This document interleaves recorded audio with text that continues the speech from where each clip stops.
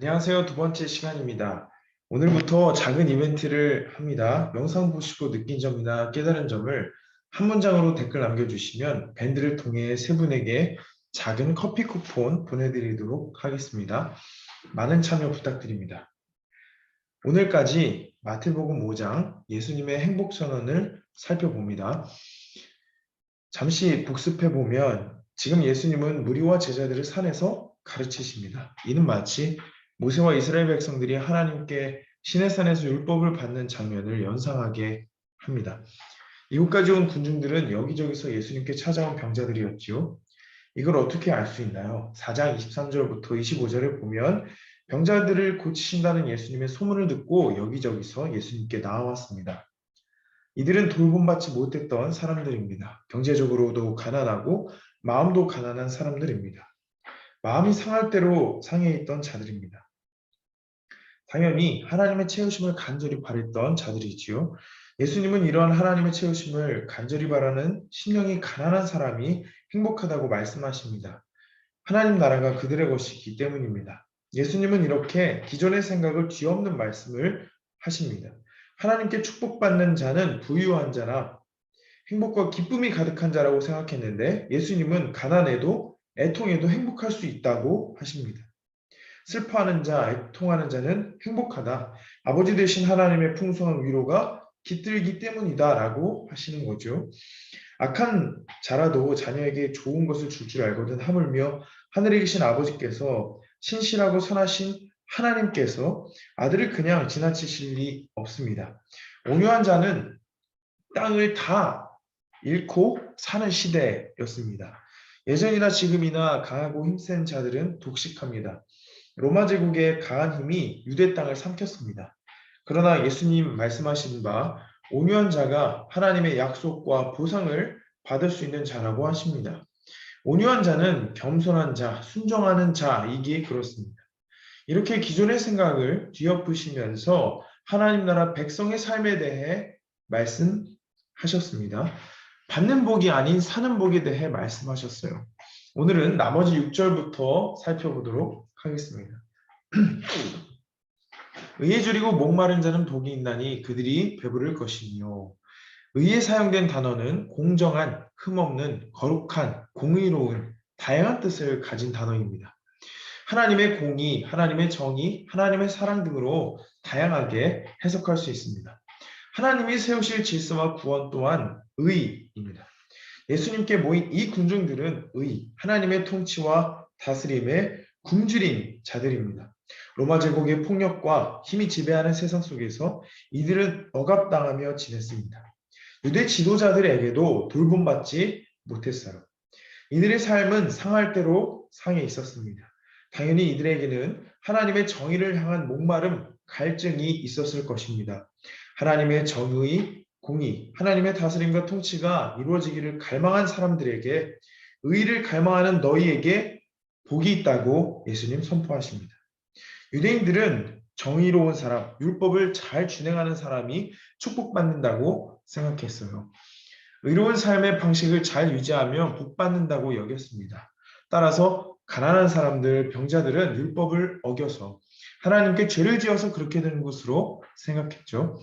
그런데 예수님은 이런 복 개념에 대해 반대하십니다. 오히려 가난한 자가 복이 있고 애통하는 자에게 복이 있다 하시죠. 그리고 해당 본문인 의에 줄이고 목마른 사람들에게 복이 있다고 역설하시는 거예요.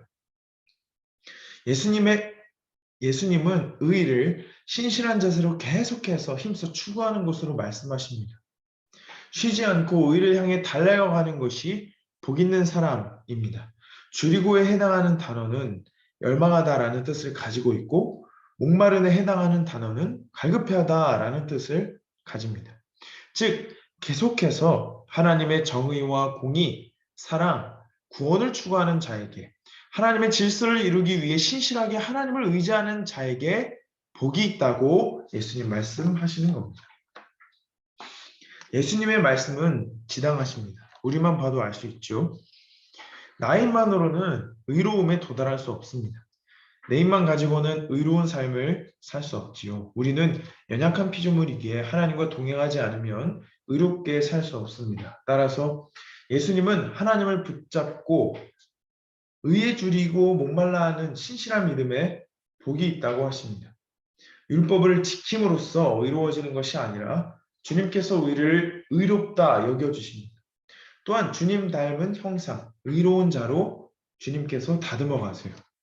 율법을 지킬 힘도 없는 우리에게 계속해서 주님의 의를 갈망할 때 의롭게 되도록 주님께서 채워주시는 거죠.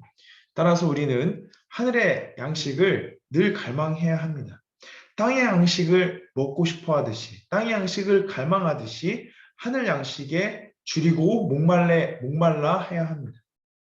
하나님께서 늘 배불리 채워주시기 때문에 우리는 부족한 것에 더 크고 풍성한 은혜로 가득 채워주시는 주님을 기대하며 주님의 의로움에 줄이고 목마른 사람이 되어야 할 것입니다.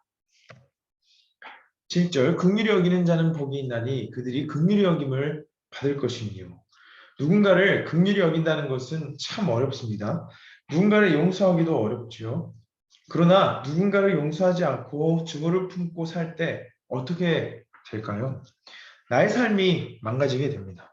증오의 크기만큼 행복한 삶과 점점 거리가 멀어집니다. 누군가를 긍휼히 여긴다는 것은 결국 나를 살게 하는 길입니다. 긍휼히 여김은 불쌍히 여김과 관련이 있으며 자비와도 관련이 있습니다. 자비하신 하나님께서는 우리를 늘 긍휼히 여기시죠. 우리를 긍휼히 여기신 하나님께서는 아들 예수님을 보내셨습니다. 예수님은 역시 기꺼이 이 땅에 오셨어요. 우리를 긍휼히 여기셨기 때문입니다.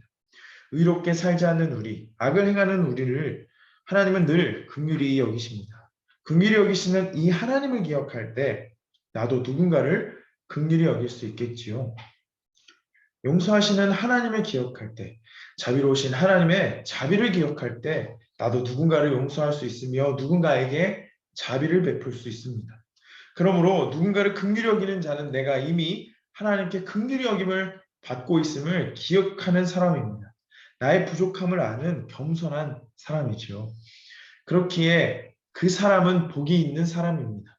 하나님께 받은 긍휼을 기억하며 누구를 긍휼히 여기는 그 사람은 이미 예수님을 닮아가는 축복을 누리고 있는 자입니다. 그리스도인은 예수님을 따라가는 자, 예수님을 닮아가는 자, 예수님처럼 살아가는 자입니다.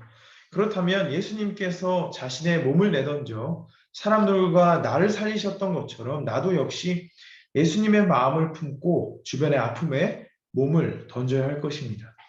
무릎과 엉덩이로 한 우리 기도는 손과 발로 완성됩니다. 기도는 실행까지, 삶까지 이어집니다. 예수님의 기도는 산에서만 이루어지지 않았습니다. 그분은 삶 속에서 이뤄내셨습니다. 갈릴리에서도, 산에서도, 회당과 집에서도, 십자가에서도 하나님의 뜻을 이루어내셨습니다. 이렇게 예수님처럼 누군가를 향한 긍휼의 손뻗음을 멈추지 않는 사람이 예수님을 닮아가는 행복한 사람임을 예수님께서 이 본문을 통해 말씀하고 계십니다. 마음이 청결한 자는 복이 있나니 그들이 하나님을 볼 것이니요. 마음이 청결하다는 것의 의미는 삶이 깨끗하다는 것입니다. 감정과 생각과 의지가 깨끗한 사람이죠. 예수님의 이 말씀은 시편을 떠올리게 하는데요.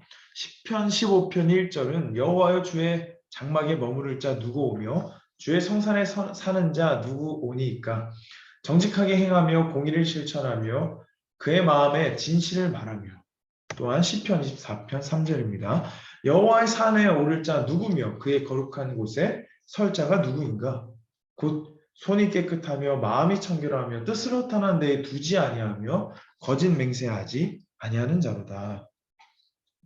주의 장막에 머무르고 주의 성산에 사는 자는 2절과 같다고 이야기합니다. 정직하게 행하고 공의를 실천하고 그의 마음에 진실함이 있는 사람.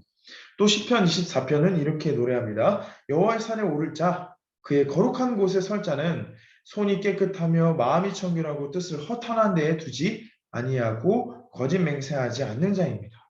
지극히 타당한 이야기입니다. 그런데 저는 오히려 이렇게 완벽한 예배자의 모델을 말하는 시편이 벽처럼 다가왔습니다. 정직, 공의, 진실, 청결 이러한 것들은 지키기 쉽지 않기 때문입니다. 잠시 한눈 팔면 어느새 제 마음은 불평과 불만이 생겨나고 미움이 싹틉니다. 마음이 청결하기보다 더럽혀져 있을 때가 많은 저의 모습을 보게 됩니다. 신학교 시절에 이 말씀을 보면서 그러면 어떻게 해야 되는 걸까라고 하면서 참 고민 많이 했습니다. 이 말씀을 앞에 두고 곰곰이 생각해 본 결과 내린 결론은 이러했습니다. 손이 깨끗하지 못하니까 더 바라봐야겠다. 정직하게 행하지 못하기 때문에 더 주님을 의지해야겠다. 내 마음이 청결하지 못하기 때문에 더 하나님을 바라보고 나는 할 수 없기에 더 의지하는 것으로 결론 내렸습니다. 여호와의 산에 오를 자는 티 없이 맑고 깨끗한 자가 아니라 더러운 흙과 오물이 묻어 있는 자입니다. 하나님께서는 그 더러운 흙과 오물을 닦아주시며 그를 깨끗하게 하십니다. 하나님께서 정결하게 만들어 주시는 것이죠. 그래서 예수님 말씀하십니다. 마음이 청결한 자는 복이 있나니 그들이 하나님을 볼 것이니라. 마음이 청결한 자는 하나님을 바라보는 자입니다. 나의 힘만으로는 청결할 수 없음을 알고 주님 앞에 눈물로 내 마음을 닦아내는 사람이 진정 행복한 사람입니다. 주님 앞에 나의 힘만으로는 깨끗해질 수가 없습니다. 하나님을 우러러 바라볼 때 하늘로부터 오는 은혜로 우리는 깨끗해집니다. 9절 화평하게 하는 자는 복이 있나니 그들이 하나님의 아들이라 일컬음을 받을 것이며 화평함이 없는 곳에 있어야 화평하게 할 수 있습니다. 화평함 안에 있는 자가 복이 있다고 예수님 말씀하지 않으십니다. 화평함이 없는 곳에 화평을 일구는 자, 평화가 없는 곳에 평화를 이뤄내는 자에게 복이 있다고 말씀하십니다. 적극적으로 평화를 이뤄내는 사람이 하나님의 자녀입니다. 하나님의 자녀라 하면서 평화를 이뤄내는 데는 관심이 없고 자신의 평안만을 위해 산다면 그를 진정 주의 자녀라 일컬을 수 없을 것입니다. 예수님은 우리와 하나님 사이를 화목하게 하려고 오셨습니다. 하나님을 떠나 제 갈 길로 가는 무지한 우리를 하나님께 나아갈 수 있도록 인도하셨죠. 우리에게 하나님의 빛을 드러내셔서 세상이 줄 수 없는 진정한 평안을 이루어 주셨습니다. 하나님의 자녀는 예수님처럼 평화가 없는 곳에 평화를 이루어가는 자입니다. 내가 맺고 있는 모든 관계에서 최선을 다해 평화를 이루려 애쓰는 자에게 복이 있다 하십니다. 왜냐하면 그는 예수님을 닮아가는 자이기에 그렇습니다. 지금까지의 말씀을 정리해 보겠습니다.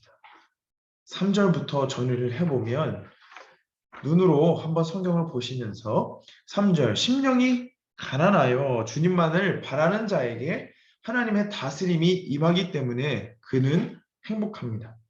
4절 삶이 고단하여 슬퍼하고 있는 그를 주님이 위로하시기에 그는 행복하고 5절 주님의 돌보심 아래 순종과 겸손으로 나아가는 온유한 자가 하늘의 보상을 받습니다. 6절 내 안에 내 주변의 악함을 보며 주님의 정의와 사랑 주님의 질서와 구원에 목말라 하는 그는 주님의 은혜로 배부름을 경험하기에 행복합니다. 7절 주님께 긍휼히 여김을 받는 나임을 아는 자가 타인과 세상을 긍휼히 여깁니다. 따라서 하나님의 마음을 닮아가는 그는 이미 행복한 사람입니다. 8절 내 마음이 더럽다는 것을 알고 주님을 간절히 붙잡으며 청결하게 하고자 하는 자는 행복합니다. 날마다 하나님을 바라보기 때문입니다. 9절 치열한 세상 속에 상처받고 또한 나도 누군가에게 상처 주며 살아가지만 그 안에서도 평화를 일구기를 포기하지 않는 주님의 일꾼은 행복한 사람입니다. 예수님과 같이 화목하게 하는 사역을 감당하고 있기 때문입니다. 그가 진정한 하나님의 자녀입니다.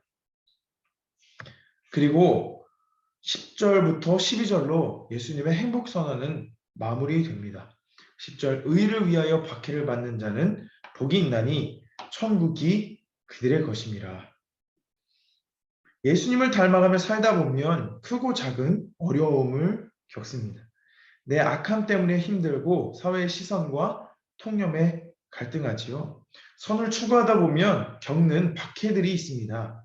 그러나 예수님 말씀하시길 이러한 어려움과 박해는 이전에 하나님의 사람들도 겪었던 어려움과 박해라고 하십니다. 11절 나로 말미암아 너희를 욕하고 박해하고 거짓으로 너희를 거슬러 모든 악한 말을 할 때에는 너희에게 복이 있나니 기뻐하고 즐거워하라. 하늘에서 너희의 상이 큼이라. 너희 전에 있던 선지자들도 이같이 박해하였느니라. 예수님은 박해받는 그때 소극적인 태도를 취하라 하지 않으십니다. 절망하고 넘어져 있으라고 하지 않으시고 오히려 기뻐하고 즐거워하라고 하십니다. 예수님은 지금까지의 말씀으로 하나님을 신뢰할 수 있음이 행복임을 선포하십니다. 당시 유대인들에게 축복은 다산과 부귀와 건강이었습니다. 율법을 잘 지키면 이러한 축복들이 주어진다고 생각하여서 율법주의적 신앙에 빠졌습니다. 따라서 병자와 약자는 율법을 어긴 자들이며 정죄의 대상이었습니다. 그러나 예수님은 이러한 율법주의적 세계관, 율법주의적 축복관을 뒤집으십니다. 자신의 부족함을 알고 주님 앞에 나아가는 자가 복받은 자입니다. 율법을 지켜야만 축복받는 것이 아니라 율법을 지킬 수 없으면서 오히려 율법을 지킬 수 없는 나의 모습을 보며 하나님을 바라보는 자, 하나님을 찾을 수 있음 자체가 축복이라 예수님 선언하십니다. 하나님의 은혜는 나의 어떠함과 상관없이 주어지는 선물입니다. 내가 무언가를 해서 주어지는 것이 아니라 하나님의 자비와 하나님의 사랑에 의해 주어집니다. 따라서 우리는 그저 이러한 하나님을 신뢰해야 합니다. 어떠한 상황에서든 하나님을 찾아야 합니다. 우리에게 자랑할 것이 없습니다. 하나님의 은혜로 된 것이기에, 하나님의 은총으로 된 것이기에 우리는 그저 감사하며 따라가야 합니다. 에베소서 2장 8절과 9절에 사도 바울은 이렇게 고백합니다. 너희는 그 은혜에 의하여 믿음으로 말미암아 구원을 받았으니 이것은 너희에게서 난 것이 아니요 하나님의 선물이라. 행위에서 난 것이 아니니 이는 누구든지 자랑하지 못하게 함이라. 은혜를 믿음으로 구원받았으니 하나님의 선물이요 행위에서 난 것이 아니니 나의 행위를 자랑할 수 없습니다. 그 누구도 자랑할 수 없다고 이야기합니다. 이러한 은혜를 입은 자, 하늘의 은혜를 받은 자는 오히려 예수님처럼 살고 싶어집니다. 그 은혜가 너무나 크고 감격스럽기에 그 은혜를 받은 자로서 합당한 삶을 이뤄내고자 애쓰면서 살아갑니다. 그 은혜가 나를 살게 하고 나를 움직이게 하는 것이죠. 나를 있는 그대로 받아주시는 주님을 날마다 의지하며 그 주님께 날마다 나아가는 저와 여러분이 되길 소망합니다. 기도하겠습니다. 우리를 지으시고 책임지시는 하나님, 오늘도 주님을 바라봅니다.